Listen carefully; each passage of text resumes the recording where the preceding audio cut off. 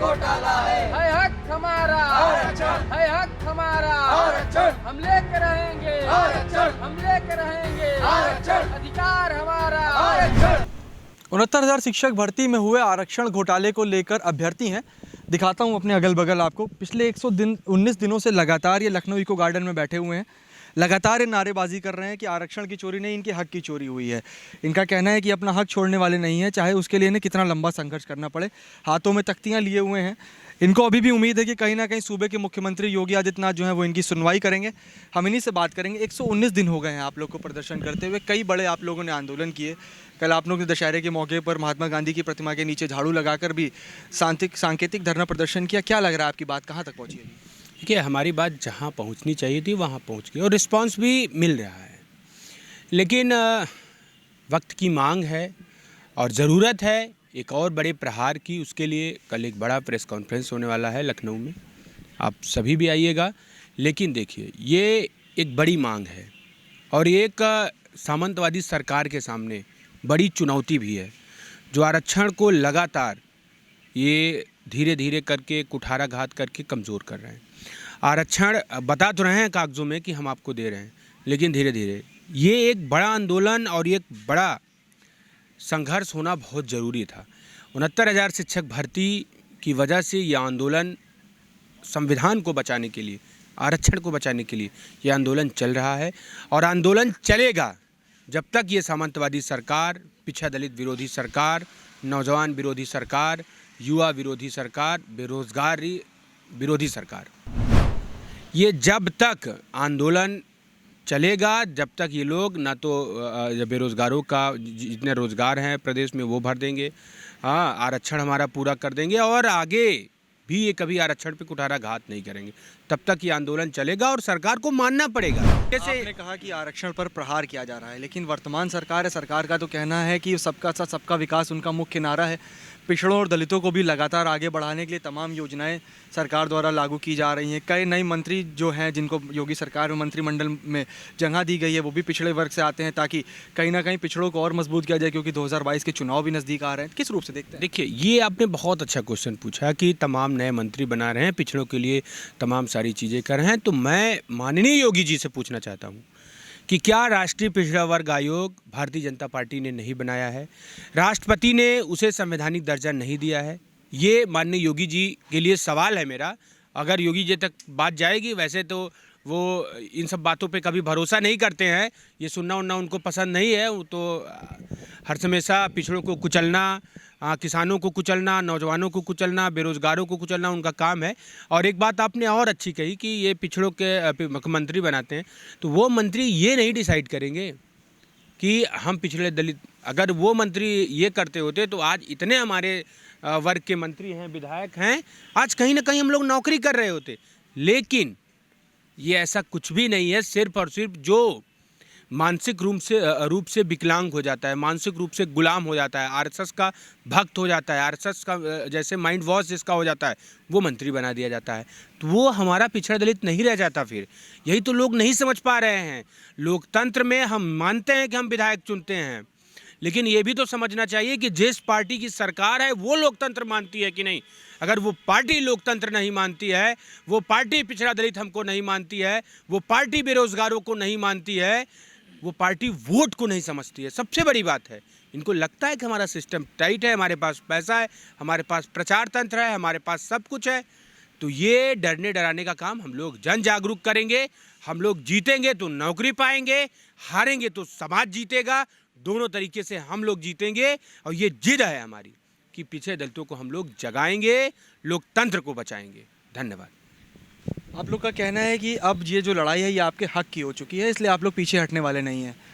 क्या लगता है आपको कि सरकार में बैठे वो कौन से राजनेता हैं जो कहीं ना कहीं आपकी मदद कर सकते हैं, आपकी आवाज़ को और बुलंद कर सकते हैं, जिनसे आपको और ताकत मिले आगे अपना आंदोलन चलाने की? बिल्कुल, हम लोग शिक्षित हैं और हम अपना हक जानते हैं। हम लोगों को यही सिखाया गया है, हमारे गुरुजनों ने हम लोगों को यही सिखाया है कि अगर आपका कहीं हनन हो, कहीं हकमारी हो, तो आप अपनी आवाज़ उठाइए। पढ़े लिखे का मतलब ये नहीं होता है आप दबे कुचले हमेशा पिछड़ी होने का, पिछड़े वर्ग से आने का मतलब ये नहीं होता है कि आप पिछड़ी सोच रखो और पिछड़े मतलब एकदम हमेशा बने रहो। आप अपनी हक की लड़ाई, ये क्योंकि लोकतंत्र देश है, आप यहाँ पे नहीं अगर अपने हक की आवाज़ उठा सकते तो फिर किस देश में आखिर उठाएंगे जो है। जो तानाशाही देश हैं, लेकिन कहीं ना कहीं वैसे ही रवैया अपनाया जाता है यहाँ पे ये सरकार के द्वारा।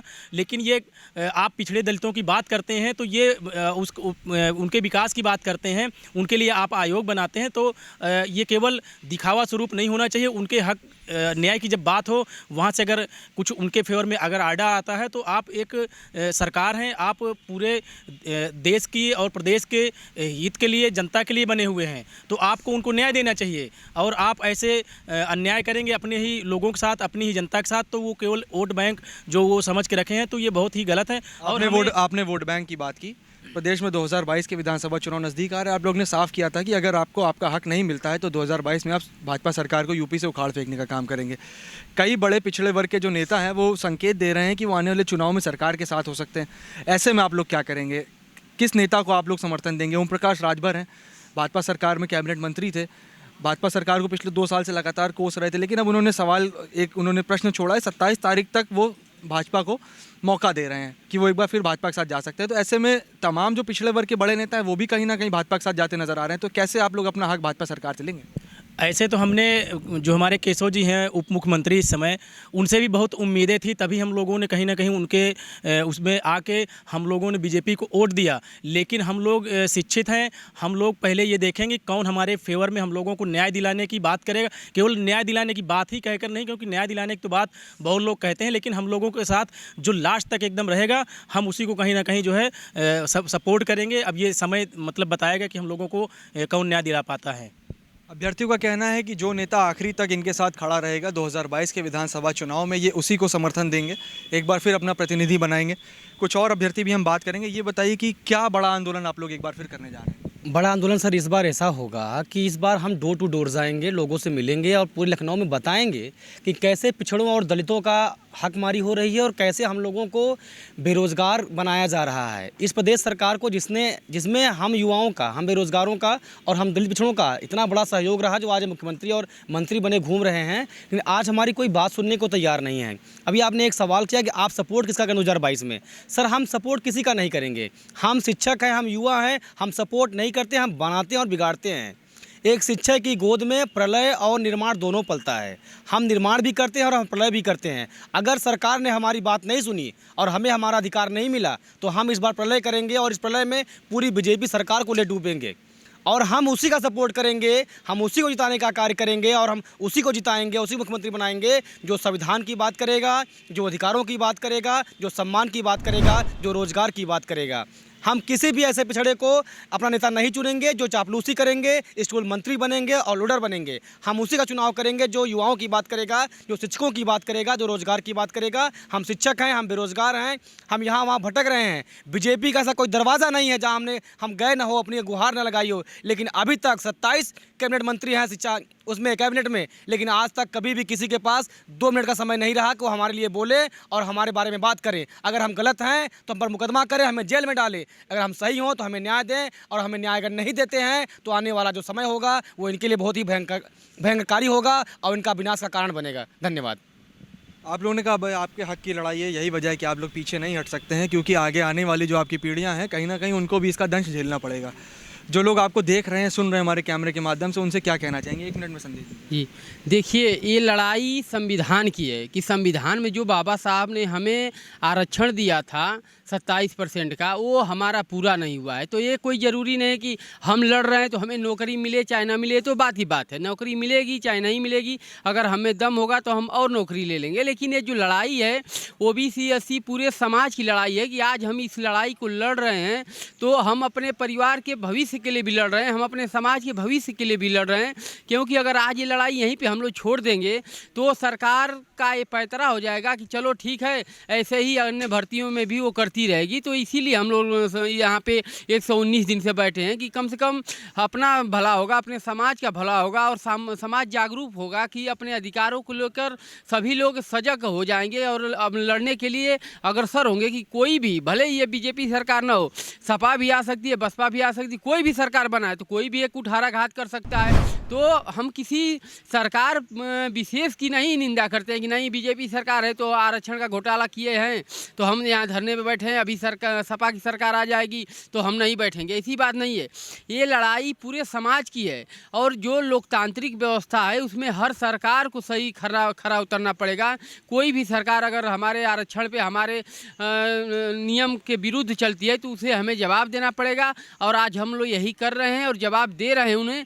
और हम लोगों का जवाब ऐसा होगा कि पूरी सरकार का सिस्टम चेंज होगा और जो आने वाली भर्तियों में चाहे कोई भी भर्ती हो जो ये लोग आरक्षण को लेकर कुठाराघात कर रहे हैं तो वो लोग नहीं कर पाएंगे। और मैं आपके माध्यम से उन सभी भाइयों बहनों को कहना चाहता हूँ कि जो अपने समाज के लिए आगे बढ़ रहा है वो इस आंदोलन में बढ़ चढ़कर भाग ले, क्योंकि ये आंदोलन किसी जात विशेष किसी सरकार विशेष का नहीं है कि नहीं ये बस बीजेपी के सरकार का हम लोग विरोध कर रहे हैं। क्यों हम लोग खुद बीजेपी को वोट दिए थे, हम लोग खुद ये सरकार बनाए थे। तो आज अगर ये हम लोगों के साथ कुठाराघात करती है तो हमें संदेश देती है कि हमें सजग होना चाहिए और हमें अपने अधिकारों को लड़ना चाहिए। इसीलिए आप लोग सभी लोग संगठित होकर हम लोगों के साथ कंधे से कंधा मिलाकर अपने अधिकारों के लिए लड़िए और आने वाले दिनों में महाआंदोलन का जो हम लोग घोषणा करने जा रहे हैं उसमें सहभागी बनिए और अपना आकर यहाँ पे जो भी चयन सुनिश्चित करना है करिए। धन्यवाद। तो कुल मिला के शिक्षक भर्ती के अभ्यर्थी हैं, इन्होंने साफ कर दिया है कि अब चाहे जो हो जाए यहाँ से हटने वाले नहीं, क्योंकि अब जो लड़ाई है वो इनके हक की है। अगर अब ये पीछे हट जाते हैं तो इनकी जो आगे आने वाली पीढ़ियाँ हैं उनको ये दंश झेलना पड़ेगा। इन्होंने साफ कर दिया है कि प्रदेश में 2022 के चुनाव भी नज़दीक आ रहे हैं। ये युवा हैं, अभ्यर्थी हैं, इनका कहना है कि इन्होंने इतनी तैयारियां शिक्षक बनने के लिए की थी, ना कि प्रदर्शनकारी बनने के लिए। तो इन्होंने साफ कर दिया है कि 2022 में ये उसी नेता को अपना प्रतिनिधि चुनेंगे जो अभी इनकी आवाज़ बन के सरकार को लगातार जगाने का प्रयास इनके साथ करता नजर आएगा। न्यूज़ अभय के साथ हूं, पांडेल न्यूज़ लखनऊ।